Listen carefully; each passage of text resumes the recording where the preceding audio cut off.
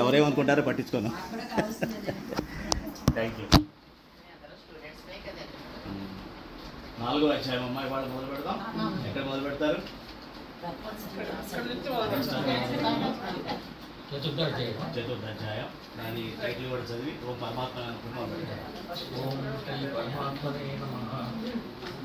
చతుర్థోధ్యాయః జ్ఞానకర్మ సన్యాస యోగః. శ్రీ భగవానువాచ ఇమం వివస్వతే యోగం ప్రోక్తవాన్ అహమవ్యయం వివస్వాన్ మనవే ప్రాహ మనరిక్ష్వాకనే బ్రవీత్. ఈ భగవానుడి వరకు నేను నిత్య సత్యమైన ఈ యోగమును సూర్యునికి తెలిపింది.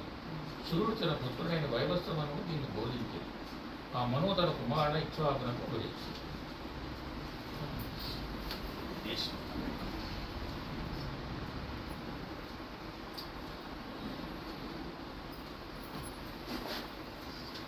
శ్రీ భగవాన్ ఉవాచ ఇమం వివస్వతే యోగం ప్రోక్తవానహం అవ్యయం వివస్వాన్ మనవే ప్రాహ మనురిక్ష్వాకవే బ్రవీత్. మనం పోయిన అధ్యాయంలో చూసాం కదమ్మా, కామము క్రోధం ఈ రెండింటిని అధిగమిస్తే తప్ప ఇంద్రియ నిగ్రహం అనేది పరిపూర్ణము కాదు. వాటిని నిగ్రహించడంలో 3 స్థాయిలు ఉంటాయని కూడా చెప్పాను.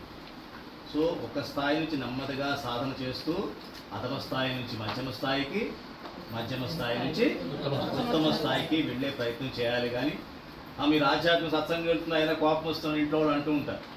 కానీ వారి వరి కామాకండి, ప్రాసెస్లో ఉన్నామా. అతిగా వచ్చిన కోపం ఇప్పుడు మితిగా వస్తూ ఉంటుంది, తర్వాత అసలు లేకుండా అయిపోతుంది కదా, అది కూడా భరించలేదు ఒకసారి కదా. కాబట్టి దాన్ని మనం ఆ సాధనలో ఉన్నాం. సో కామ క్రోధాలను కనుక మనం అధిగమించగలిగితే ఇంద్రియ నిగ్రహాలు మొత్తం మన చేతిలోకి వచ్చేస్తాయి. వచ్చిన తర్వాత ఏం జరుగుతుంది, అప్పుడు మనసు వెళ్ళి బుద్ధిలో కూర్చుంటుంది. ఎందుకని, బుద్ధి అతి సూక్ష్మమైనది. ఈ బుద్ధి ఎక్కడ కూర్చుంటుంది, ఇంకా అతి సూక్ష్మమైన దాంట్లో కూర్చుంటుంది, ఆత్మ. ఇంతవరకు మీకు అర్థమైంది కదా పోయిన అధ్యాయంలో.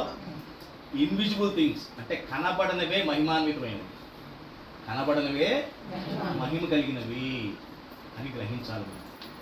ప్రేమ కనిపిస్తుందా, కానీ ప్రాబ్లం ఎక్కడొస్తుంది, ప్రేమలో వ్యక్తపరచట్లేదే అని బాధ వస్తుంది. అది కదా ప్రాబ్లం.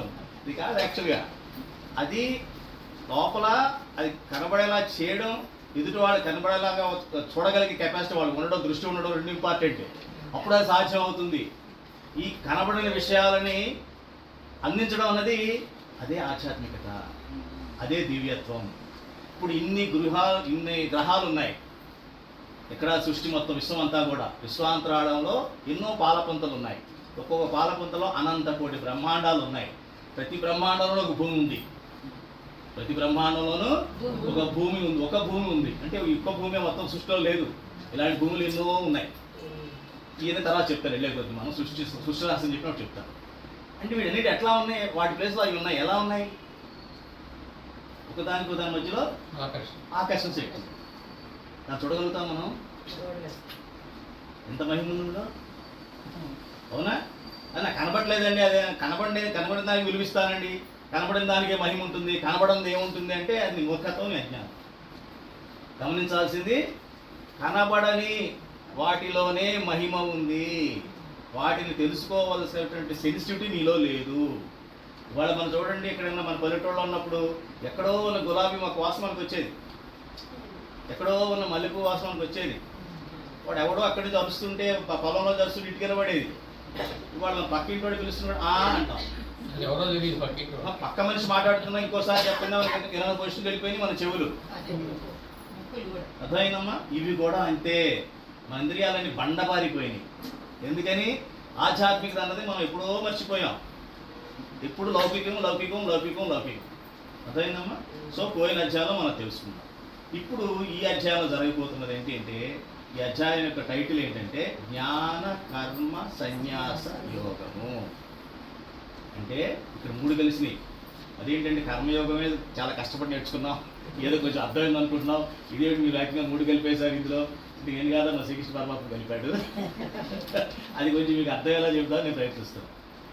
జ్ఞానంతో చేసే కర్మ అదే మిమ్మల్ని సన్యాసం అంటే వైరాగ్యం ఇవ్వగలుగుతుంది చెప్పడం. జ్ఞానంతో కూడిన కర్మ అంటే మనం ఏ కర్మ చేయాలనుకున్నాం అందరం, మనం నేర్చుకుని ఎటువంటి కర్మ చేయాలి?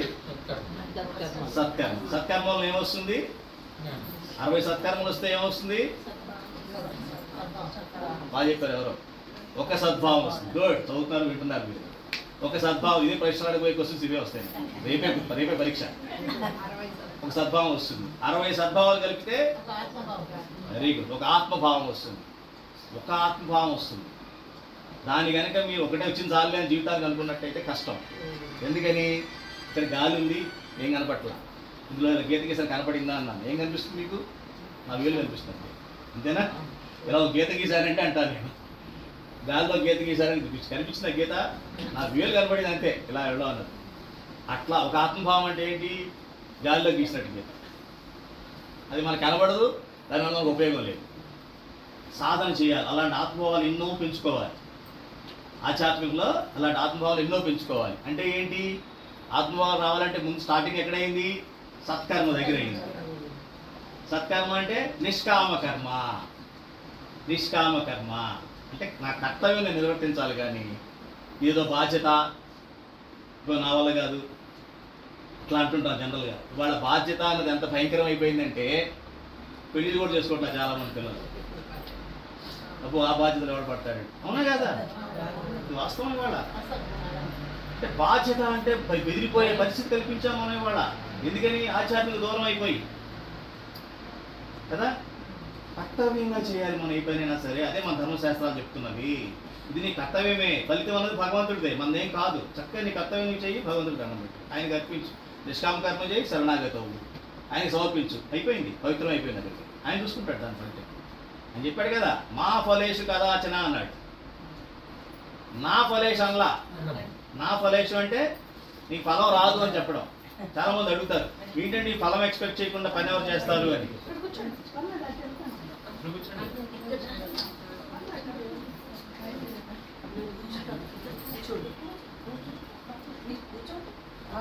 అక్కడికి వెళ్ళి వస్తున్నారా లేకపోతే ఇక్కడికి తెలుసా? వచ్చారా? పర్వాలేదు. మీరేనా అక్కడి నుంచి వచ్చారు? మేమంటున్నాం, అదే అంటున్నా. సంతోషం. పర్వాలేదు. బయటకు వచ్చి ఇల్లు రావడం అన్నది మహా సంతోషమైన విషయం. ఇంకా అప్పుడు ఇంట్లో పడుకోవాలనిపిస్తుంది జనరల్గా. ఏమ్మా ఇప్పుడు మీకు అర్థమైందా? ఎక్కడ ఆగిపోయాం? నిష్కామ కర్మ. బాధ్యత దగ్గర ఆగిపోయాం. బాధ్యత అనేది కాకుండా కర్తవ్యము అని మనం చేస్తున్నాడు. ఈ బాధ్యత అనేది బరువు అనిపించదు. ఎందుకని? బాధ్యత కాదు కదా, బాధ్యత అంతా భగవంతుడిది. నా పని నేను చేస్తున్నాను అంతే. అది ధర్మపరంగా చేయడానికి శాస్త్రాల్లో చెప్పడం జరిగింది. ఆ కర్మ చేస్తున్నప్పుడు ఎటువంటి జ్ఞానంతో చేయాలి అంటే, ఏదైనా పని చేయాలంటే దాని గురించి జ్ఞానం నాకు ఉండాలిగా. మీరు వంట చేయాలంటే దాని గురించి జ్ఞానం మీకు ఉండాలి. మేము ఉద్యోగం చేయాలంటే మా ఉద్యోగం జ్ఞానం ఉండాలి. ఈ పని చేయాలంటే దాని తప్ప జ్ఞానం ఉంటే తప్ప నాకు పని చేయాలనిపించదు కదా. ఆ జ్ఞానం అంటే ఏమిటి? ఇక్కడ ఆల్రెడీ మనకు కొంచెం ఆత్మజ్ఞానం చెప్పుకున్నాడు భగవంతుడు. కర్మజ్ఞానం కొంత చెప్పాడు, కర్మ ఎలా చేయాలో చెప్పాడు, ఇవన్నీ చెప్పాడు. అది కాకుండా పరమాత్మ ఎవరో తెలియాలి కదా నాకు. ఇంకా పరమాత్మ గురించి చెప్పలా. ఇంకా పరమాత్మ ఆయన గురించి మనకి పరిచయం కాలా. ఏదో దేవుడు దండం పెడుతున్నా, ఏదో అక్షోత్రం సహస్రం చదువుతాం కానీ, కొబ్బరికాయ కొడతాం కానీ, పరమాత్మ అంటే ఏంటన్న జ్ఞానం ఇంకా మనకి రాలా. ఈ 2 జ్ఞానాలను తీసుకొని దానితో కర్మ చేస్తే మనకి కావలసినటువంటి శాంతి ఇక్కడ దొరుకుతుంది. జనక రాజులాగా ఆయన మహారాజు, ఆయన మహాశాంతంగా ఉండేవాడు కదా. మరి అలాగే శాంతి వస్తుంది భూమిపైన, తర్వాత ఆత్యంతిక ముక్తి కూడా వస్తుంది అని చెప్పడం. ఇందులో మొదటి శ్లోకంలో ఏం చెప్తున్నాడంటే భగవంతుడు, నాయన నేను నిత్య సత్యమైన యోగం సూర్యుడికి చెప్పుకున్నాను ఆల్రెడీ. సూర్యుడు తన పుత్రుడైన వైవస్వత మనువుకు చెప్పాడు. ఆ మనువు తన కుమారుడైన ఇక్ష్వాకు చెప్పాడు. అందుకే ఇక్ష్వాకు వంశం చాలా మంచి వంశం. మన రాముడిది అదే కదా. రాముడిది ఆ త్రేతాయుగంతో దానికి ఎండ్ అయిపోయింది. అట్లా తర్వాత తగ్గిపోయింది. ఇప్పుడు చిన్న గేమ్ చేద్దాం అంటున్నారు. ఇప్పుడు కుదురుతుందా? చిన్న ఆట చేస్తారా? ఒక 7 మంది వాలంటీర్లు కావాలి. 7 మంది కావాలి. ఎవరెవరు చేద్దాం? ఉందా 7 రావండి ఇది ఉంటారా ముందు వీళ్ళకి ఇద్దాం ఛాన్స్ 7 ఎవరెవరు చెప్పిన వాళ్ళు మీరున్నారా 3 4 5 6 ఇంకా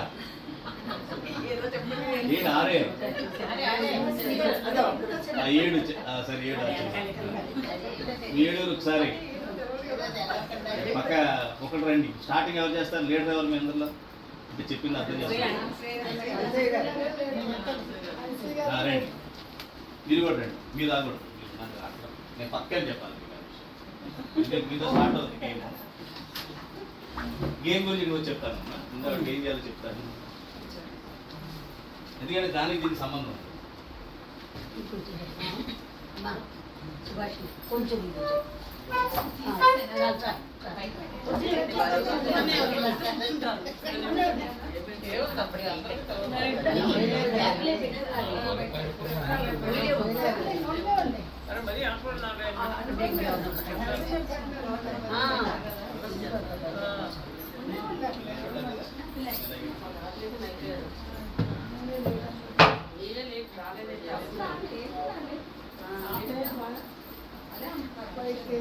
బయటకు వెళ్ళి డిమార్ట్కి వెళ్ళి డిమార్ట్ నుంచి వచ్చిందండి ఇంట్లో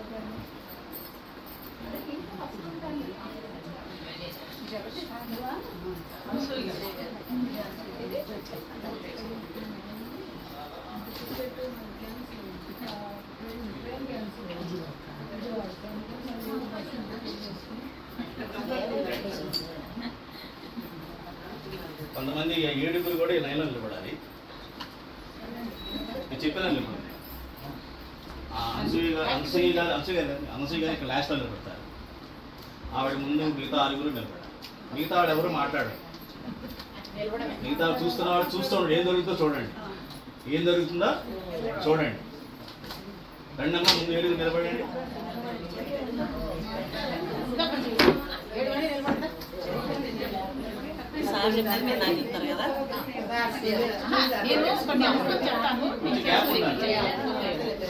అలా కాదు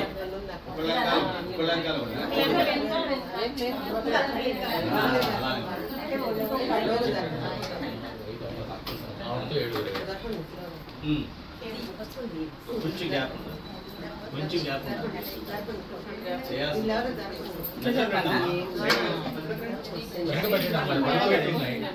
దాశపళ్ళ మీద దాశపళ్ళు పెట్టేయండి. ఎందుకని 2 రకాలు బాగును జురు పండ్లు ఉన్నారు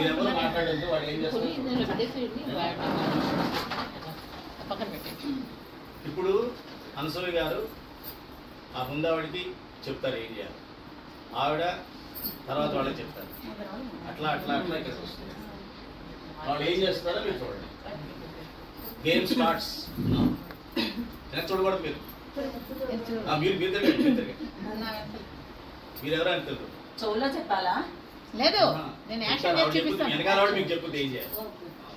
డోంట్ వరీ. మీ వెనకాలవాడు మీకు చెప్పేంత వరకు మీకేం పని లేదు. మీకు అది కనపట్లేదు వాడు.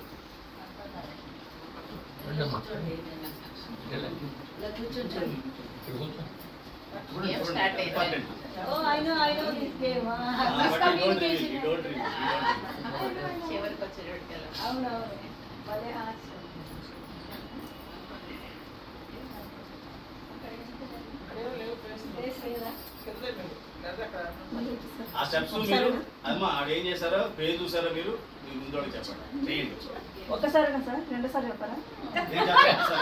ఒక్కసారి చెప్తారు. అది కూడా మంచి పాయింటే. ఒక్క వాళ్ళు మీకు చెప్తారు. వాళ్ళు చేసి ఒకసారి చెప్తారు. 2వ సారి చెప్పారు. మీరేం అడగకూడదు, మాట్లాడకూడదు. వాళ్ళు చెప్పింది చూసి చేయాలి.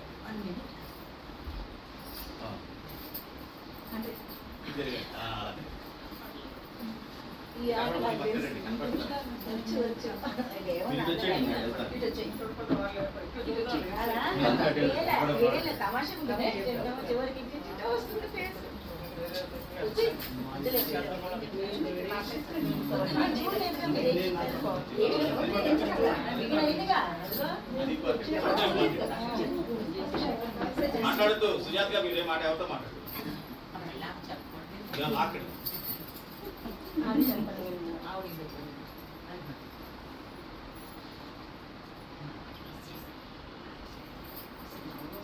మాట్లాడకూడదమ్మా.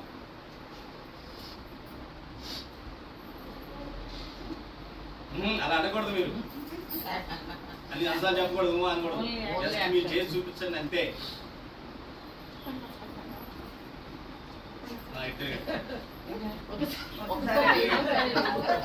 ఇద్దరికండి అన్సార్లు చెప్పకూడదు. రెండుసార్లు చెప్తారు మీరు గారు. ఊరికే సరదా నేర్చుకోవడానికే కదా. అంటే రెండుసార్లు చెప్పేసారు కుదరదు అట్లా.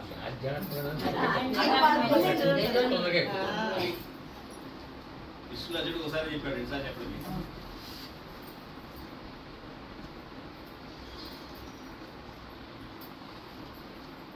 అసలు మాట్లాడద్దు ఎవరు, జస్ట్ చూడండి అంతే ఏం జరుగుతుంది.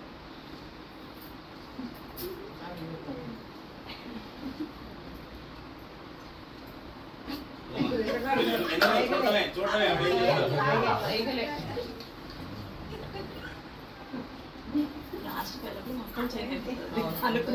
అసలు మాట్లాడద్దండి, ఎవరు మాట్లాడద్దు, ఏం మాట్లాడద్దు.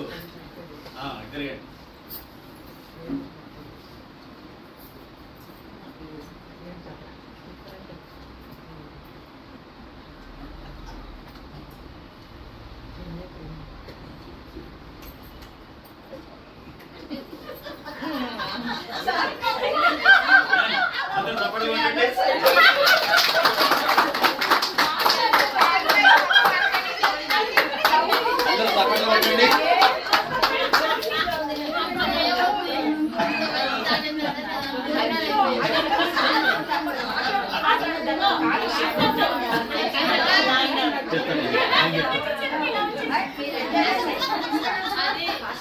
కూర్చోండి, ఒకసారి కూర్చోండి.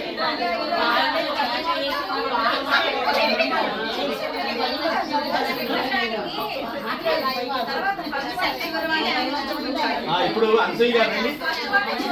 మీరు అసలు అనుకున్న కాన్సెప్ట్ మీరు ఏం జరుగుతుందని చెప్పండి. ఒకసారి వినండి, కామ్గా వినండి అందరూ. ఆవిడ అనుకుని ఏం చేశారో, ఆవిడ ఏం చేశారు. తీసుకున్నాను, తాడుకు పెట్టాను, బావిలో వేసాను, బావిలోంచి నీళ్లు తోడి చెట్లతో నీళ్లు పోసాను, పూలు కాసాయి, పూలు తీసుకొని భగవంతుని సమర్పించాను. చాలా ఆధ్యాత్మిక కార్యక్రమం.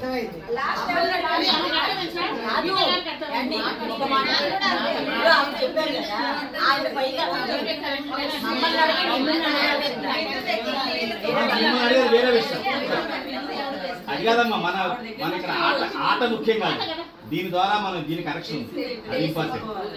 థ్యాంక్స్ అమ్మా. మాకు అర్థం కాలేదు, ఇప్పుడు మీరు చెప్పిందో క్లియర్ అయిందా?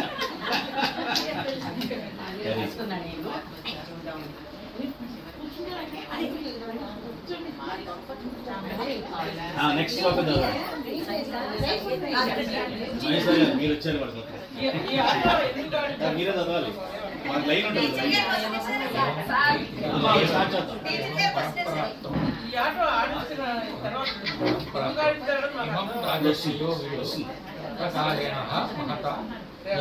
మీరు కాదు ఆయన చదవాలి. ఏవం పరంపరా ప్రాప్తం ఇమం రాజర్ష్యో విదుః సకాలేనాః మహత యోగో నష్టః పరంతప. ఆత్మకలనమ్మ మీరు. ఓం పరంతప అర్జున, ఈ విధముగా పరంపర ప్రాప్తమైన ఈ యోగములు రాజహర్షులు పొందింది. కానీ అనంతరము ఈ యోగము కాలక్రమము భూలోకమునందు ప్రాయమైంది. ఏవం పరంపరా ప్రాప్తం ఇమం రాజర్షయో విదుః సకాలే నేహ మహతా యోగో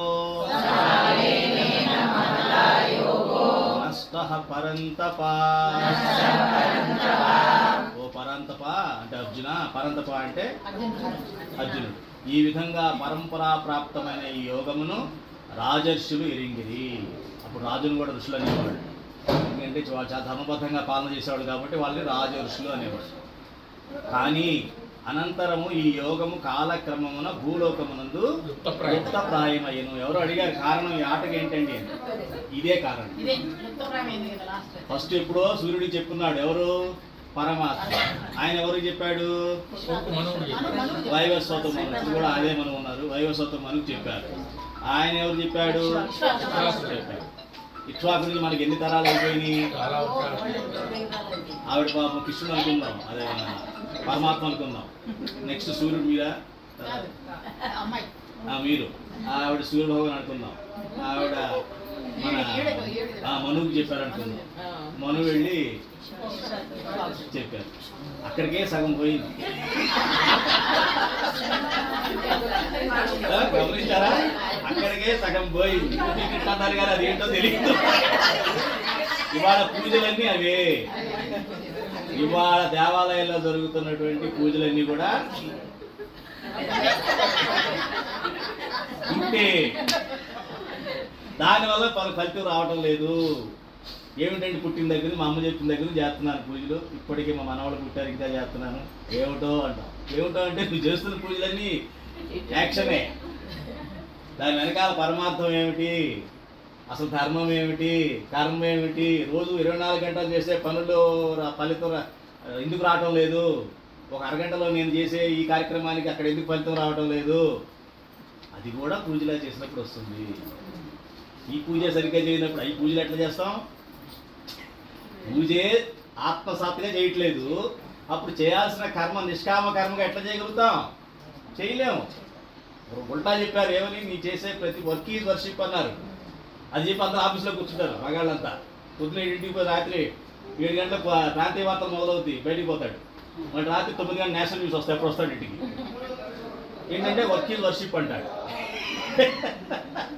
ఏముండదు అక్కడ. అంటే అర్థం ఏంటంటే ఊరితో వాడతారు ఆ పదాన్ని. అట్లా లూజ్గా వాడేస్తున్నారు. అన్నీ కూడా లూజ్గా వాడేస్తున్నారు. అర్థమైందమ్మా? ఇప్పుడు మీరు గేమ్ ఎందుకు అని అడిగారు టీచర్ గారు కదా.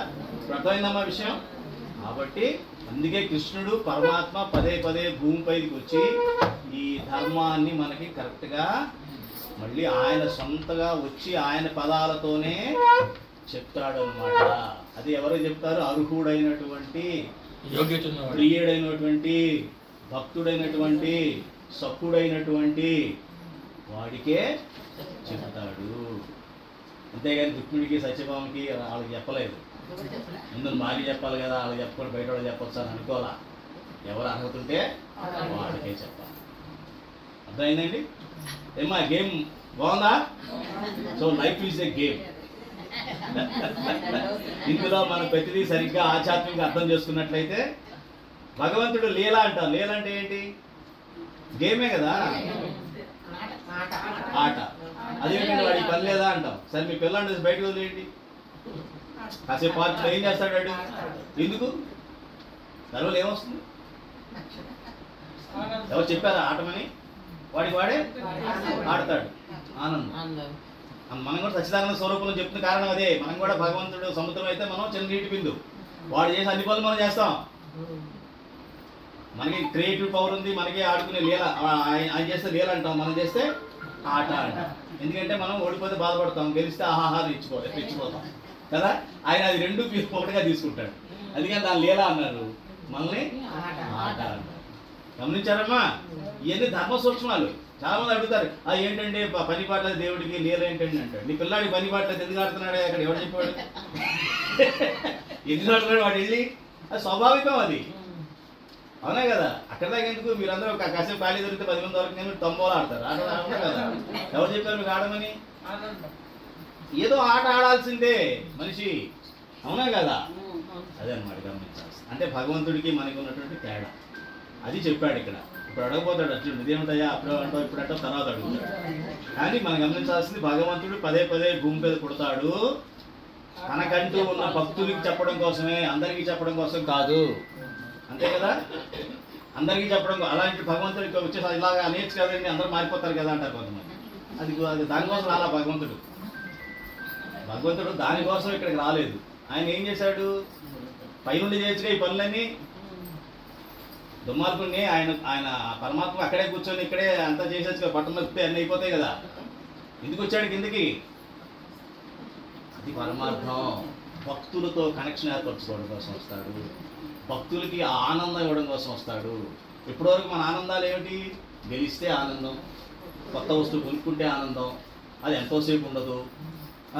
ఆ కొత్త వస్తువు పాత అయిపోగానే మళ్ళీ కొత్త వస్తువు, మళ్ళీ ఆనందం. అంతేగాని పరమానందం, శాశ్వత ఆనందం యొక్క రుచి మనకి తెలియదు. తెలుసా? తెలియదు. ఆ రుచి చూపించడం కోసం వస్తాడు పరమాత్మ. అందులో రుచిలో కొంత గాలో వాసనో లేకపోతే ఏదో మీకు తగిలింది కాబట్టి సత్సంగానికి వచ్చారు. కనీసం వాసన గ్రహించగలుగుతారు అనుకుందాం. ఆ రుచి తెలిసిన వాడికి దీని మిగతా వాడికి పోడు. వాడు పరమభక్తులు అనమాట. తుకారాము, నామదేవు ఇలాంటి వాడు. అర్థమైందమ్మా? సో వాళ్ళ కోసం వస్తాడు. ప్రహ్లాదుడు ఎంత ఒక్కడే కదా భక్తుడు, ఒక్క భక్తి కోసం వచ్చేసాడు కదా. నరసింహావతారం ఎత్తి జనం కోసం రాలేదుగా, భక్తుల కోసం భగవంతుడు వస్తాడు. కాబట్టి అందరికీ దేవుడు లేడని అనుకుంటాం. ఇక్కడ అర్థమైనప్పుడు కాబట్టి పదే భగవంతుడు వచ్చి ధర్మాన్ని చెప్తాడు. 3వ శ్లోకం. స ఏవాయం మయా తేద్య యోగః ప్రోక్తః పురాతనః భక్తోసి మే సఖా చేతి రహస్యం ఏతత్ ఉత్తమం. ఈ యోగము ఉత్తమమైనది, రహస్యంగా ఉంచదగినది. నీవు నాకు భక్తుడవు, ప్రియసుకుడవు కనుక మిక్కిలి పురాతనమైన ఈ యోగమును నేను నీకు తెలుపుచుంటిని.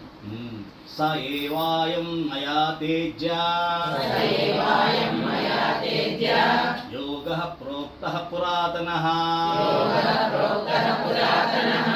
భక్తోసి మే సఖా చేతి రహస్యం హేతదుత్తమం.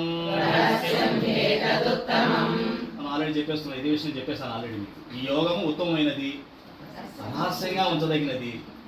నీవు నాకు భక్తుడవు, ప్రియ సఖుడవు కనుక మిక్కిలి పురాతనమైన ఈ యోగమును నేడు నీకు తెలుపుచుంటిని అని చెప్తున్నాడు. రహస్యం అని ఎందుకన్నాడు?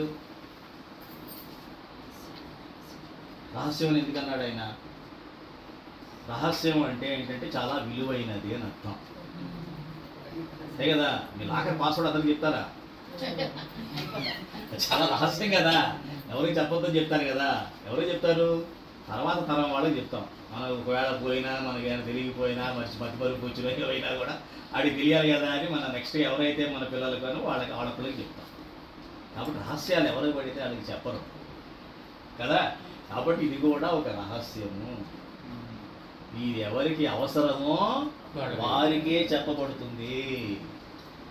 గమనించారా? ఎన్ని దేవుడు రహస్యాలు పెట్టుకుంటాడండి. ఈ పిచ్చిగా మాట్లాడతారండి బయట. ఎందుకు చెప్తారంటే ఇవన్నీ మీ లోతుగా మీకు బయట సైన్యం ఎక్కువ మంది ఉంటారు, మామూలుగా ఉండరండి. అన్ని రకాల అస్త్రాలు పెట్టి కూర్చుంటారు అనమాట.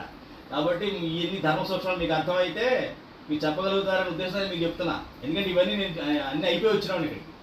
ఈ యుద్ధాలు అన్నీ అయిపోయి అర్థం చేసుకొని ఓహో ఇది అని మాకు అర్థమైంది కాబట్టి మీకు చెప్తున్నాను అన్నమాట. ఏమా సరిగ్గా అర్థం చేసుకోండి ప్రతిదాన్ని కూడా. నెక్స్ట్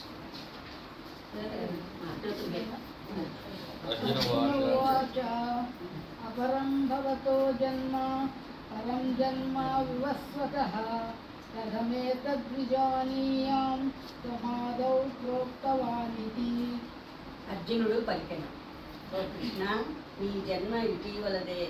సూర్యుని జన్మ కల్పాదియందు జరిగినది అనగా అది అతి ప్రాచీనమైనది కనుక నీవు సూర్యునకు దీనిని ఉపదేశించుట ఎట్లా సాధ్యమగును? దీనిని నేను విశ్వసించుట ఎట్లు? వచ్చేసాడు మళ్ళా మానవుడు బయటకు వచ్చేసాడు. అరే ఎదుటోడు నా బావ పరమాత్మ, నేను వెళ్ళినప్పుడు వాడు సైన్యాన్ని అడిగితే నేను ఈయన తెచ్చుకున్నాను, వీడి మీద నాకు ఇంత నమ్మకం తెచ్చుకున్నాను, అయిన మర్చిపోయాడు. వచ్చేసాడు మానవుడు బయటకు వచ్చేసాడు. మామూలు మనిషి అడుగుతున్నాడు ఏమని? అర్జున ఉవాచ అపరం భవతో జన్మ పరం జన్మ వివస్వతః కథమేతద్విజానీయాం త్వమాదౌ ప్రోక్తవానితి.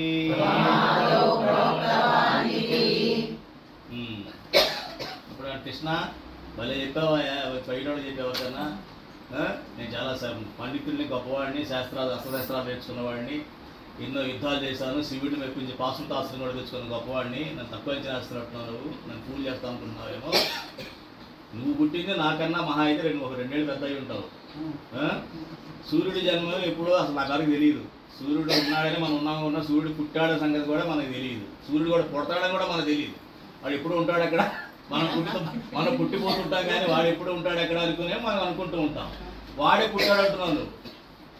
ఆ పుట్టడమే మనకు ఊహించుకోలేము. అటువంటి వాడికి నేను చెప్పానంటున్నావు, ఆయనకి చెప్పానంటున్నావు ఈ ధర్మాన్ని. అది ఎలా సాధ్యం? అతి ప్రాచీనమైంది అంటున్నావు.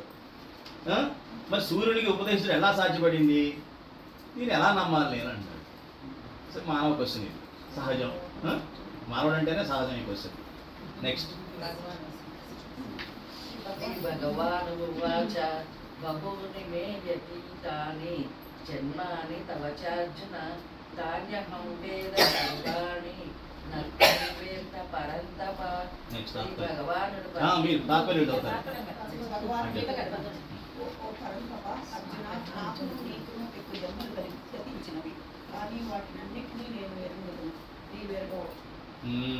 శ్రీ భగవాన్ ఉవాచ బహూని మే వ్యతీతాని జన్మాని తవ చార్జున తాన్యహం వేద సర్వాణి నత్వం వేత్త పరంతప. ఓ పరంతప అర్జున, నాకు నీకు పెక్కు జన్మలు గతించినవి, కానీ వాటిని అన్నింటినీ నేను ఎరుగుదును, నువ్వు ఎరుగవు అని. సమస్య అదే కదా. మనం ఏమనుకున్నాం? మనం పుట్టడమే ఈ జన్మలో పుట్టామనుకుంటున్నాం. అంటే ఈ అవతారమే నా పర్మనెంట్, ఈ రూపమే నా పర్మనెంట్, అంతకుముందు జన్మలు లేవు, తర్వాత కూడా లేవు అని డిసైడ్ అయిపోయి మనసు ఏం చెప్తే ఇటు పరిగెట్టిస్తే అటు పరిగెట్టడం, ఏది అది ఏం చెప్తే అది చేయడమే, దాని బానిస అయిపోయి బతికేస్తాం. ఎందుకని? ఇంతకుముందు లేము అని, తర్వాత ఉండము అని చెప్పడం అని ఒక మూడ ఇది బట్టి బయట వాళ్ళ సంగతి చెప్తున్నాను. ఇప్పుడు మనం ఇందులో ఉన్నాం కాబట్టి కొంత మనకు అర్థమవుతుంది. మన అకౌంట్ ఎప్పుడు స్టార్ట్ అయిందని చెప్పాను? ఎన్నో జన్మలు. ప్రస్తుతం ఈ రూపంలో ఇరుక్కున్నాం అంతే. గాలిపటం ఎగిరి ఎగిరి ఒకసారి ఏమవుతుంది, ఏదో చెట్టు మీద, తుమ్మ చెట్టు మీద ఒకటి, మామిడి చెట్టు మీద ఒకటి, లేకపోతే కొంచెం సిటీ ఫెలో అయితే వెళ్ళి ల్యాంకో హిల్స్ మీద ఎక్కడో చిక్కుకుంటుంది వెళ్ళండి. అదేమో చెట్టు మీద ఉన్నదని ఇక్కడ చిక్కున్నానంటుంది, నేను చాలా ఎత్తులో చిక్కున్నాను అది అంటుంది. ఇదేమో ఇక్కడ నేను చిక్కున్నాను, కరెంట్ దాకా ఒకటి అంటుంది. వీళ్ళే కొట్టుకు వస్తుంటాయి గాలిపట. అర్థమైందా? అంటే ఏంటి? మనం ఎక్కడ తప్పు చేస్తున్నాం అంటే, మన అకౌంట్ ఎప్పుడు స్టార్ట్ అయింది, మన జన్మలు ఎన్నో అయినాయి. భగవంతుడిని ఎప్పుడో కోరుకున్నాం ఏదో జన్మలో. ఆయన ఏంటి సర్కస్, గాలిపటం వాడు ఎక్కడున్నాడు ఎక్కడున్నా అన్ని గాలిపటాల సంగతి నాకు తెలుస్తోంది. కానీ అసలు గాలిపటమే కాకుండా హాయిగా ఉండేలా ఉంటే ఏం చేయాలంటే, అప్పుడు ఈ జ్ఞానం ఇచ్చి సత్సంగంలో కూర్చోబెట్టాడు ఆయన. ఇంకో దారి ఉంది తిరిగి, ఆ దారిలో సత్కర్మ, సద్భావము, ఆత్మభావము ఇవన్నీ ఎక్కడ రావాలి? నాకు ఎవరు చెప్పలా, మా నాన్న చెప్పలా, మా అమ్మ చెప్పలా, మా పక్కింటోడు చెప్పలా, మా ఇంట్లో వాడు చెప్పలా, ఎవరో చెప్పట్లా. ఎవరు తెలుస్తుంది? సత్సంగానికి వెళ్ళు అంటే నేను చెప్పిన మాట కాదమ్మా. మా భాగవతంలో శ్రీకృష్ణుడే చెప్పాడు. పరమాత్మ ఒక దగ్గర చెప్పుకుంటాడు, నువ్వు దానం చేయి, తపస్సు చేయి, పూజ చేయి, జపం చేయి, ఏమన్నా చేయి, నాకు ఏది కన్నా అన్నిటికన్నా సత్సంగమే. గమనించాలి, సత్సంగమే నాకు చాలా ఇష్టమైనది అంటాడు. కాబట్టి నేను చెప్పే విషయాలు శ్రీకృష్ణుడు చెప్పాడు, నా ఏముండవు ఇందులో. అర్థం చేసి గమనించండి. నేను ఉదాహరణలు నేను అర్థం చేసుకుని మీకు చెప్తా కానీ. కాబట్టి సత్సంగంలో రావడం అంటే ఎన్నో జన్మల పుణ్యము ప్లస్ భగవంతుని అనుగ్రహం ఉంటే తప్ప జరగదు. అది ప్రతి క్షణం మీరు గుర్తుపెట్టుకోండి. మీకు ఎక్కడైనా బాధ కలిగినా, ఏదైనా నొప్పి కలిగినా, ఎవరన్నా అవమానించినా, లేనిపోని మాట్లాడినా ఒక్కటే మీరు మాట్లాడుకోండి, నేను సింహాన్ని వాడి కుక్క అనుకోండి. అర్థమైందా?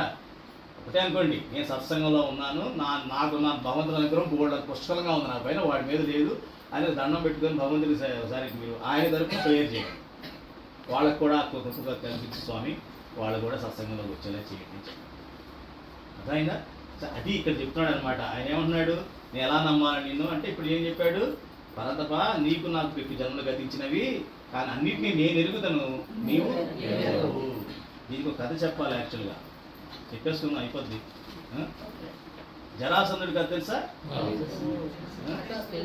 జరాసంధుడి కథ జరాసంధుడి కథ తెలుసు కదమ్మా.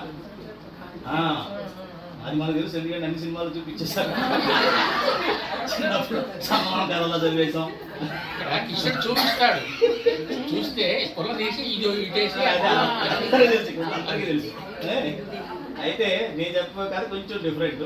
అంటే ఆయన జన్మ నుంచి మొదలెడు, జరాసంధుడికి జన్మ నుంచి మొదలుపెట్టినట్లయితే ఆయన బృహద్రథుడు అనే రాజుకి ఉంటాడు ఒక ఆయన. ఆయన పెళ్లి చేసుకుంటాడు. పెళ్లి చేసుకున్నప్పుడు కాశీరాజు పిల్లలు అనమాట, అమ్మాయిలు ఇద్దరు. వాళ్ళిద్దరు కవల పిల్లలు. కవల పిల్లలిద్దరిని అతనికి పిచ్చి పెళ్లి చేస్తారు, చేసుకుంటాడు. చేసిన తర్వాత చాలా కాలం తర్వాత పిల్లలు పుడతారు. ఇద్దరు రాణులకి పుడతారు. ఇద్దరు కవలు కదా. ఎలా పుట్టారయ్యా అంటే ఒక ఆవిడికి సగం బాడీ, ఇంకో ఆవిడికి సగం బాడీ. ఏంటి ఇంతకాలం నేను ఎదురు చూస్తే నా సంతానం ఎలా పుట్టారని చెప్పి ఆయన బాధపడుతుంటే జల అనే రాక్షసి వచ్చిందన్నమాట. ఆవిడ ఎక్స్పర్ట్. ఈ జల అనే రాక్షసి ఈ శరీరాల భాగాలని ప్లాస్టిక్ సర్జరీలో వాటిలో వెరీ ఎక్స్పర్ట్ సర్జన్. ఆవిడ వచ్చి నేను హెల్ప్ చేస్తానని చెప్పి ఏం చేసిందంటే కలిపేసింది. సో జర ద్వారా సంధించబడ్డాడు కాబట్టి ఆయన పేరు జరాసంధుడు అని వచ్చింది కదా. అంతవరకు బాగా. వీడు రాక్షసుడు. అంటే రాక్షసుడు అంటే దుర్మార్గుడు, అధర్మం. వాడు దుర్యోధనుడు బామరుడు అవుతాడు. వీడు దుర్మార్గులు ఏం చేస్తారు? దుర్మార్గులు ఎప్పుడు, రౌడీలకు ఎప్పుడు ముఠాలు ఉంటాయి కదా, గ్యాంగులు ఉంటాయి. వీడు కూడా గ్యాంగ్స్టర్. చెప్పాలంటే వీడు పెద్ద గ్యాంగ్స్టర్. అలా చెప్తే వాడు హీరో అయిపోతారు అన్నమాట. ఆ పదాలు కూడా వాళ్ళే పోతున్నారు. వాడు గ్యాంగ్ లీడర్ అన్నా కూడా వాడెవడో హీరో గుర్తొచ్చేస్తాడు. వద్దు, ఇలా చెత్త మాట కూడా వాళ్ళకి వాడేశారు.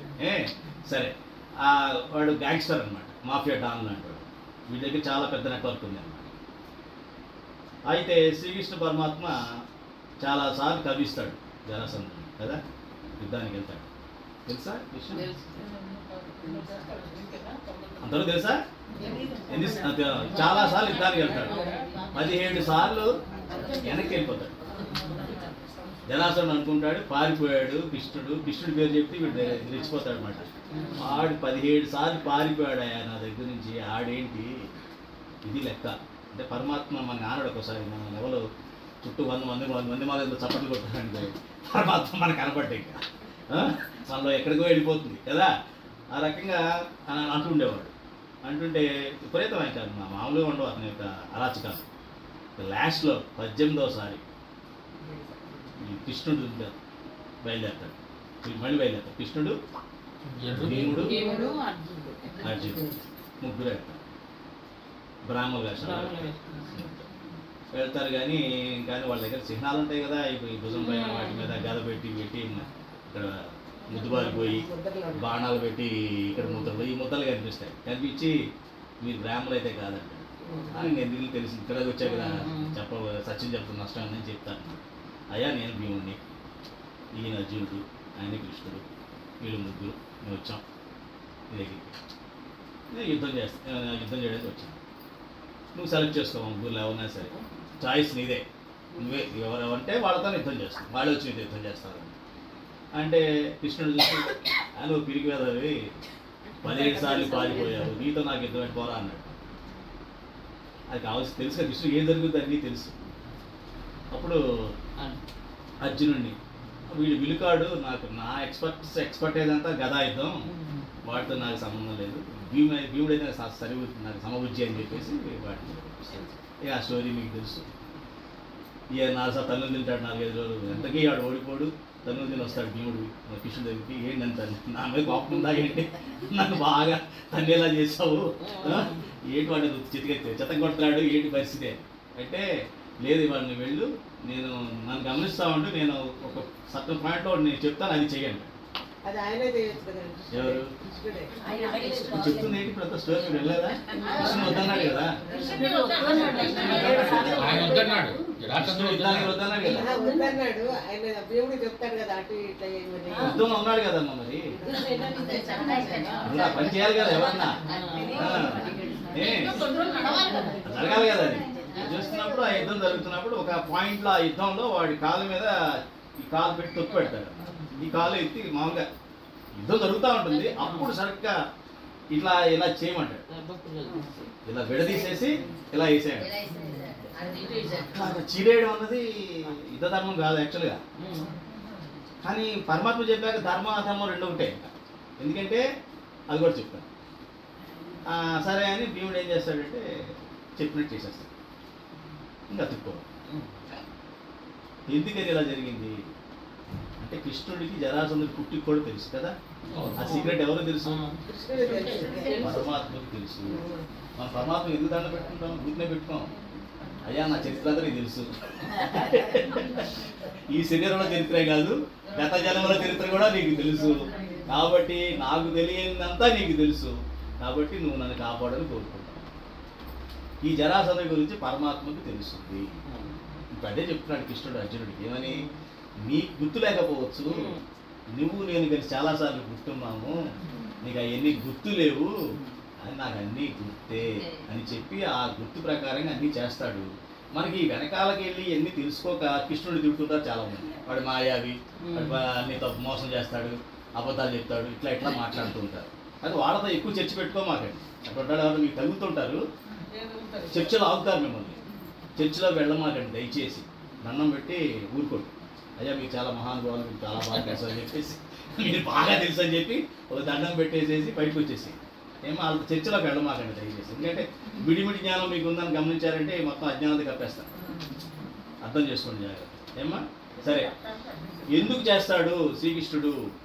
మరి ఎందుకు భీముడికి డౌట్ వచ్చింది కదా, ఇది అధర్మ యుద్ధం చేయమంటున్నాడు ఏంటి నన్ను అని చెప్పేసి మనకు వచ్చిన డౌటే వాడికి వచ్చింది. వస్తే అర్థం ఏంటి? ఎప్పుడన్నా సరే లక్ష్యం ఉన్నతమైనప్పుడు, నేను చెప్పున్నాను ఆల్రెడీ, పెద్ద ఆశయం ఉన్నప్పుడు ఆ ఆశయం ముందు కొన్ని విషయాలు చేయాల్సిందే తప్పదు. పైగా వాడు అధర్మం కాబట్టి, వాడు బేసిక్గా అధర్మంగా ఉన్నవాడు కాబట్టి అధర్మవంతుడు అధర్మంగానే చచ్చిపోతాడు, ధర్మంగా ఎప్పుడు చచ్చిపోతాడు. క్లియర్ అయిందా మీ డౌట్? ఇప్పుడు అది అర్జునుడు చెప్పింది, శ్రీకృష్ణుడు అర్జునుడికి చెప్పింది. ఉండవు కదా, ఇంక ఉండవు. ఎందుకంటే అది ఉండకూడదు. ఉంటే అవో. అందుకనే శాస్త్రాలు ఉందమ్మా. ఒక కుటుంబం కోసంలో కుటుంబంలో ఒక మనిషిని బలి ఇవ్వచ్చు. అంటే బలిని చంపేమని కాదు. అదే సూత్రం మీదే మన నార్త్ ఇండియాలో, ఇక్కడ లేదు కానీ మనం తిని పడుకుంటాం కానీ సౌత్ ఇండియన్స్ నార్త్ ఇండియాలో ఒకరిని ప్రతి కంపల్సరీగా మిలిటరీకి పంపిస్తారు. పంజాబ్లో, గుజరాత్లో కంపల్సరీగా ఇంట్లో ఒకరిని సాధువు చేస్తారు, సమాజ సేవకు పంపిస్తారు. ఇంట్లో ఒకళ్ళు కంపల్సరీగా పరమాత్మ సేవకు వెళ్ళాల్సిందే చేస్తూ ఉంటారు. ఇంకోటి అలాగే ఒక ఊరు కోసం అంట ఒక కుటుంబం బలి ఇవ్వచ్చు. అంటే బలి అంటే కుటుంబం సఫర్ అవ్వచ్చు, కుటుంబం బాధపడవచ్చు. అలాగే ఒక రాజ్యం కోసం, ఒక దేశం కోసం ఒక ఊరు బలి అవ్వచ్చు. అట్లా శాస్త్రాలు ఉంటాయి. ఏం చెప్పారంటే సార్, కుటుంబంలో ఒక మనిషి మంచివాడు లేకపోతే వాడిని వెళ్ళేయమంటారు. ఒకవేళ ఆ కుటుంబం ఆ ఊరికి మంచిగా లేకపోతే ఆ కుటుంబాన్ని ఊరి నుంచి వెళ్ళేయమంటారు. ఇక్కడే మంచిగా మాట్లాడుకుందాం ఇప్పుడు. ఎందుకంటే మనం నెగిటివ్ మాట్లాడకూడదు సత్సంగంలో. అంటే ఇదేనమ్మా సత్సంగం నేర్చుకోవాల్సింది. అదే నెగిటివ్ మాట్లాడాలని అనిపించినా అది మాట్లాడకూడదు. అదే ఆచార్యం మీరు నన్ను గమనించడం. ఎప్పుడు నేను నెగిటివ్ మాట్లాడు, ఇక్కడ దీనే పాజిటివ్గా చెప్తా. సందర్భం వచ్చింది కాబట్టి మీ అందరికీ మంచి వార్త అన్నమాట. ఒక కుటుంబంలో ఒక భక్తుడు ఉంటే, అటు స్వామినారాయణ భగవాన్ చెప్పారు, వచ్చిన భగవంతుడు చెప్పాడు, 40 తరాలు అటు 20 తరాలు ఇటు ధరిస్తారు. మనం ఏం చేస్తాం? రోజు ఆస్తులు కూడా పెట్టేసి అక్కడ కొనేసి ఇక్కడ కొనేసి అమెరికాలో కొనేసి అంగన్లో చంద్రయాన్లో కూడా రెడీగా పెట్టుకొని చంద్రుడి మీద ఎన్ని రెడీ చేసుకొని సమకూరుస్తూ ఉంటాం. ఈ కరెన్సీ అక్కడ ఉపయోగపడదు. ఎక్కడైతే ఎన్ని మిలియన్ వేల కోట్లు ఉన్న అమెరికా అయితే $1 కూడా లేకపోతే వికారిగా ఎలా చూస్తారు మనల్ని? అంతే కదా. ఇండియాలో నాకు పెద్ద బోర్డు ఉన్నాయండి నాకు అంటే కుదరదు. $1 ఉందా అని అడుగుతాడు వాడు. అవునా కదా. అలాగే భూమి మీద మీకు ఎన్ని ఉన్నా అక్కడికి వెళ్ళేటికి ఈ కరెన్సీ ఉపయోగపడదు. ఆ కరెన్సీ ఏమిటి? భక్తి, భగవంతుడి ఎడల సమర్పణ భావం. ఆ కుటుంబంలో ఒక భక్తుడు కనుక వచ్చాడు అంటే అతను తెలియకుండా ఆస్తిస్తున్నాడు వాళ్ళందరికీ. తరగని ఆస్తిస్తున్నాడు. ఈ సీక్రెట్ నాకు తెలిసాక నాకు భక్తి పెరిగిందమ్మా. ఇప్పుడు నా పిల్లలకి ఏదో ట్రై చేస్తా, లేదా అమ్మ నాన్నకి ఏదో చేయాలని చూస్తుంటాం కదా. ఏదో అందరం బాగా చూసుకోవాలనుకుంటే సహజం, బాగా చూస్తున్నాం అనుకుంటాం. ఎన్ని వేస్ట్. మీరు ఎప్పుడైతే భగవంతుడికి మనకి సరైన బంధం ఏర్పడుతుందో, అన్ని పవిత్రంగా కనిపిస్తూ ఉంటాయో, అప్పుడు మీరు భక్తులుగా మారుతారో, మీ వల్ల ఎంతోమంది తరిస్తారు. ప్రొవైడెడ్ మరి అలా అయితే కృష్ణుడు పుట్టిన ద్వారకలో యాదవులుగా ధరించాలి కదండి. నెక్స్ట్ క్వశ్చన్ నాకు వచ్చిన క్వశ్చన్ మీకు వస్తుందని అడుగుతున్నాను. ఎందుకు రాలా అంటే కండిషన్ ఒకటి ఉంది ఇక్కడ. భగవంతుడు ఎప్పుడు కండిషన్ పెడతాడు. మనం చెప్పాక గద ఇసిరితే వాడికి తగిలిందని ఆ వినడం మర్చిపోయాడు వాడు. వినడం మర్చిపోయాడు, ఆడికే తగిలింది వచ్చి. ఎవరైతే భక్తుడు ఉన్నాడో వాడి మీద ప్రేమ ఉండాలి. అది ఇంపార్టెంట్, అది ముఖ్యం. ఆ కుటుంబ సభ్యుల్లో అతని మీద ప్రేమ ఉన్నవాళ్ళు ధరిస్తారు, వాళ్ళని ద్వేషించే వాళ్ళు ధరిస్తారు. మన కంసుడు కూడా ధరించాడు కదా భగవంతుడి చేతిలో చచ్చిపోయి. కానీ స్వర్గం వరకు వెళ్తారంటే ముక్తి పొందలేదు. యాక్చువల్గా నరకంలో పడాలి వాడు. భగవంతుడి చేతిలో జరిగింది కాబట్టి స్వర్గంలో కొన్నాళ్ళు ఎంజాయ్ చేస్తాడు అంతే. గమనించారా? ఇప్పుడు మీరు చెప్పిందని పాజిటివ్గా చెప్పాను. అంటే ఆ ఒక కుటుంబంలో ఒక భక్తుడు కనుక సరిగ్గా జరిగితే అతనితో మనం ప్రేమబంధాన్ని పెంచుకున్నట్లయితే, కానీ ప్రేమబంధం పెంచుకోవచ్చు చిరాకు పడతారు వాడు చూసి జనం అంతా. వీడేమిటి భక్తి తిరుగుతున్నాడు, ఏం పని పాట లేకుండా షేర్ మార్కెట్ చేసుకోకుండా అవి చేయకుండా ఇవి చేయకుండా రియల్ ఎస్టేట్ చేయకుండా ఏంటి బాగా అని కదా. అలాగే వాడు పతనం అయిపోతుంటారు. అంటే ఒకే కుటుంబంలో పుట్టినా కూడా ఆ ఆస్తిని వీళ్ళు వాడుకోలేని పొజిషన్కి వెళ్ళిపోతున్నారు. గమనించారమ్మా? నాకు అర్థం కాదు, మళ్ళీ చెప్తా. అర్థమైందా? కరెక్ట్గా అర్థమైందా? మధ్యలో ఆవిడ వెంటగా చూస్తున్నారు మీరే. అర్థమైందా? అర్థమైనట్టుగా ఉంది. అర్థమైనట్టుగా ఉందా? అర్థమైందా?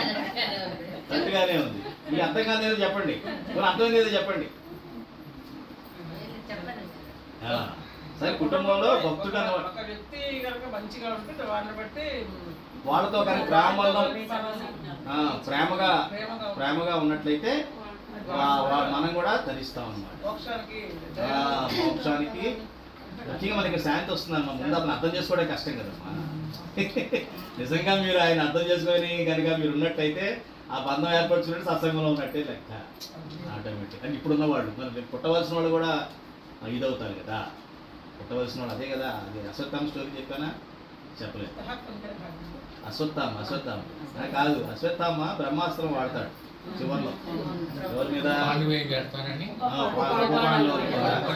వాడతానంటే అందరూ దిగిపోతారు. ఇక మన దేవతలను దిగిపోయి అది వాడటానికి బ్రహ్మాస్త్రం వాడితే నువ్వు కూడా పోతావు అంటారు. మొత్తం భస్మం అయిపోతుంది.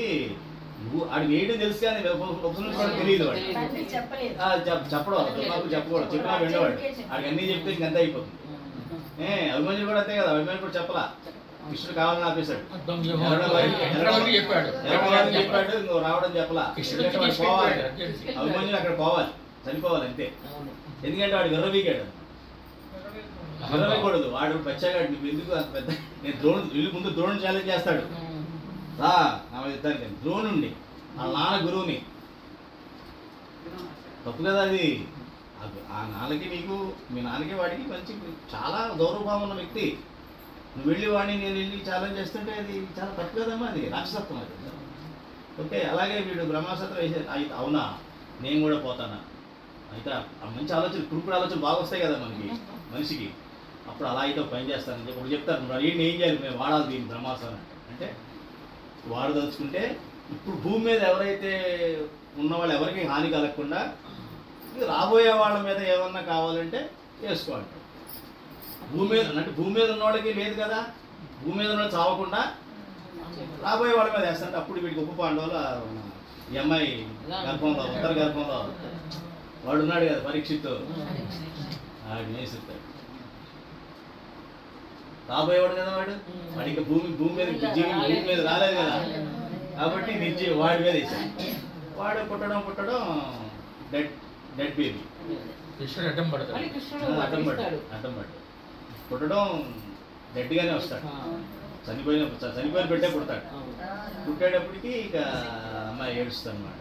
ఏడుస్తుంటే అప్పుడు కృష్ణుడు వచ్చి, కృష్ణుడు అన్నీగా పరమాత్మ గారిని ఆ కృష్ణుడిని ప్రార్థిస్తే ఆయన వచ్చి ఆ కుర్రాడు గుండె మీద చేయి పెట్టి ఏమంటాడు తెలుసా, నేను ఇప్పుడు అబద్ధం ఆడని వాడినైతే, నేను ఇప్పుడు అధర్మం చెయ్యని వాడినైతే ఈ పిల్లవాడికి ప్రాణం వస్తుంది. నేను ఎప్పుడు మోసం చేయకుండా ఉన్నట్టయితే, చేసిన అన్ని అబద్ధాలు చెప్పాడు, మోసాలు చేశాడు, అధర్మాలు చేశాడు, అయినా కూడా పిల్లవాడికి జీవిస్తాడు. ఎట్లా ధర్మం కోసం కష్టపడ్డాడు, ధర్మాన్ని కాపాడాడు. స్వార్థకాలు ఎప్పుడు తన కోసం కాకుండా ఇంత మనం చెప్పామే, మనం అనుకున్నాం కదా, మంచి ఉన్నతాశయం ఉన్నప్పుడు 10 మంది మేలు కోరి చేయాల్సినటువంటి సంకల్పం మనలో ఉన్నప్పుడు అది మనకి అంటదు, ఆ కర్మ మనకి అంటదు. అందుకని శ్రీకృష్ణుడికి అది సాధ్యం. నెక్స్ట్ అజోపి సన్న గయాత్మం భూతానాని స్వరోపి సన్ ప్రకృతిం స్వామధిష్టాయ సంభవామ్యాత్మమయాయ. నెక్స్ట్ తాత్పర్యం. నేను జన్మరహితుడను, నిత్యుడను, సమస్త ప్రాణులకు ఈశ్వరుడను, నా ప్రకృతిని ఆధీనంలో ఉంచుకొని నా యోగమాయచే అవతరించుచుందును. అజోపి సన్నవ్యయాత్మా భూతానామీశ్వరోపి సన్ ప్రకృతిం స్వామధిష్టాయ సంభవామ్యాత్మమాయయా. నేను జన్మరహితుడను, నిత్యుడను, సమస్త ప్రాణులకు ఈశ్వరుడను అయినను నా ప్రకృతిని ఆధీనంలో ఉంచుకొని నా యోగమాయచే అవతరించుచుందును. జన్మరహితుడు అంటే మన మతవాడు పుట్టాడు కదా, జన్మరహితుడు ఏంటి? ఆయనకి అన్ని గుర్తుంటే మనకు ఉండదు. మనం మనతో పాటు పుట్టాడు, మనతో పాటు పెరుగుతున్నాడు కదా, మన జన్మరహితుడు ఏమిటి? జన్మకు మనం ఆత్మ లేదు, మనం కూడా ఆత్మ లేదు. మనం అందరం కారణ జన్ములం, అంటే కర్మ జన్ములం. ఆయన కారణ జన్ములం, మనం కర్మ జన్ములం. అంటే పాత బ్యాలెన్స్ షీట్ ఉంది కర్మలు, వాటిని అంటే సంచిత కర్మలు, ప్రారంభ కర్మలు అని పెద్ద మూట పెట్టుకొని గొడవను పెట్టుకున్నాం వెనకాల. పెద్ద గొడవను పెట్టుకొని ఈ జన్మకు ఒక బ్యాగ్ తెచ్చుకొని ఒక మూట తెచ్చుకొని దానిలో బతికేస్తున్నాం. ఈ బస్తా అవ్వగానే వెళ్ళిపోతాం. ఆ బస్తా తెచ్చిన ధాన్యం మన కర్మలు అయిపోగానే ఈ రూపాయలకి అంతాం కదా. అలాంటి సంచులు ఉండవు ఆయనకి, గొడవలు సంచులు అవి వేసుకొచ్చి అవన్నీ భోజనం చేస్తూ ఉండడం ఉండదు. ఆయన అనుకొని వచ్చి ధర్మాన్ని స్థాపించడం కోసం వస్తాడు, మనకు దారి చూపించి, నాన్న పక్కకు పోతున్నావు, దారి చూపించమని, భూమి మీదకి వచ్చి ముక్తి పొందుదామని ఇక్కడికి వచ్చావు, మళ్ళీ ఏంట్రా మళ్ళీ మారిపోయి నువ్వు అటు ఇటు తిరుగుతున్నావు అని చెప్పేసి వాడు మళ్ళీ మంచిగా బుద్ధిగా మార్గం పెట్టడం కోసం వస్తూ ఉంటాడు. కాబట్టి ఆయన జన్మరహితుడు. ఆయన అనుకున్నప్పుడు వస్తాడు, అనుకున్నప్పుడు వెళ్ళిపోతాడు. అందుకనే మన భగవంతులు ఎవరు కూడా ఎక్కువ కాలం జీవించరు. ఎక్కువ కాలం జీవించారు అంటే వాళ్ళకి భక్తులు ఎక్కువ ఉన్నట్టు అర్థం. గుర్తుపెట్టుకోండి, ఎవడన్నా ఒక అవతారమూర్తి ఎక్కువ కాలం జీవిస్తున్నారు అంటే వాళ్ళ వలన భక్తులు ఎక్కువ మందికి ముక్తి పొందే అవకాశం ఉందన్నమాట. అందుకని ఆయన ఉంటాడు. మిగతా వాళ్ళు తక్కువ వయసులోనే వెళ్ళిపోతారు. ఎందుకు వెళ్ళిపోతారంటే వాళ్ళ అవతార కార్యం ఏదో 10 మందికో, 2కో, 3కో, 4కో ఉంటుందంటే భక్తులు వాళ్ళ కోసం వస్తారు వాళ్ళు. అది ముగిచ్చేసి వెళ్ళిపోతారు అనమాట. ఇప్పుడు ఎవరైతే మన వివేకానందుడు, ఇంక అంతకన్నా తక్కువ నరసింహ అవతారం, ఈ మత్స్య అవతారం, కూర్మ అవతారం, అవన్నీ ఏమిటి? ఏమన్నా ఆన్ ద స్పాట్ వచ్చేస్తే గౌరవ పనిచేసి వెళ్ళిపోతున్నాయో అంతే కదా. వాళ్ళే 40 సంవత్సరాలు ఉండిపోయి ఇక్కడ ఆ భక్తులతో కలిసి ఉండరు. వాడి కష్టాల నుంచి అలా విముక్తి చేసేసి వాడికి ముక్తి చేసి వెళ్ళిపోతారు అంతే. దారిలో పెట్టి ఒక భక్తుడి కోసం వచ్చాడు అన్న నరసింహస్వామి అలా అదేం కదా. అట్లాగా కొంత అవతారాలు బట్టి వాళ్ళ ద్వారా ఎంతమంది భక్తులు వాళ్ళ వల్ల మంచి జరగాలి, వాళ్ళతో మంచి సంబంధం ఏర్పరచుకోవాలనుకున్న వాళ్ళు, ప్రేమ సంబంధం ఏర్పరచుకున్న వాళ్ళు ఎక్కువ కాలం కొంతమంది ఉంటారు. ఏమో అది టైం అయినట్టుంది. ఇది ఒకటి కంటిన్యూ చేద్దాం. రైట్.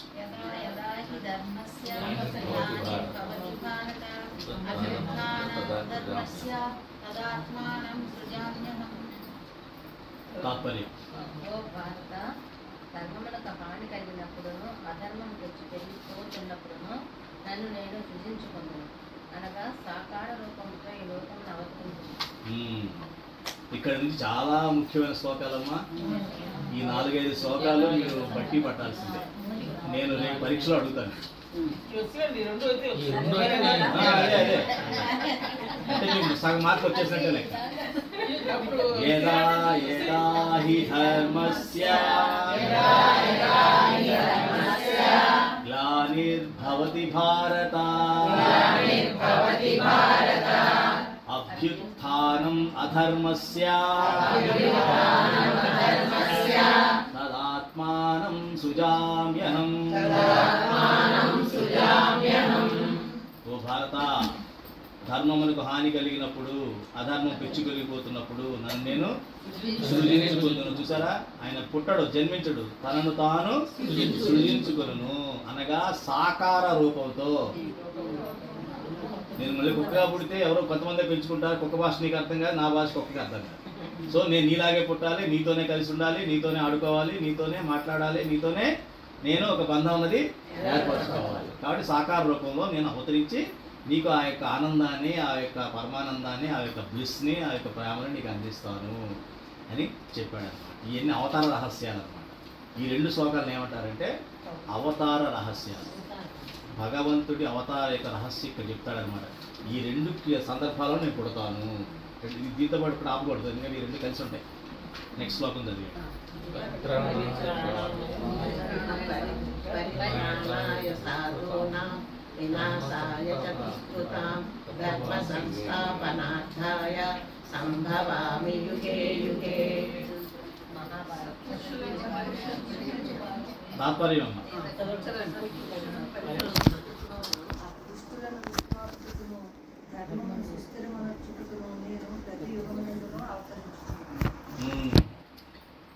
పరిత్రాణాయ సాధూనాం వినాశాయ చ దుష్కృతాం ధర్మ సంస్థాపనార్థాయ సంభవామి యుగే యుగే. సత్పురుషులను పరిరక్షించడానికి, దుష్టులను రూపుమాపడానికి, ధర్మమును సుస్థిర మనసుకు నేను ప్రతి యుగమునందును దుష్కృతాం. దుష్కృతులు 4 చెప్పాయి కదా మీకు. దుష్కృతులు అంటే 4 ఉంటారని చెప్పాను ఆల్రెడీ. చెప్పాయి కదా, ఏం చెప్పండి, గుర్తున్నాడో చెప్పండి. క్వశ్చన్ వస్తారు, క్వశ్చన్ వస్తారు చెప్పండి. కొంతమంది గుర్తున్నారు దుష్కృతులు 4. ఎవరు గుర్తులేరా? నోట్స్ కూడా రాసుకోవట్లా.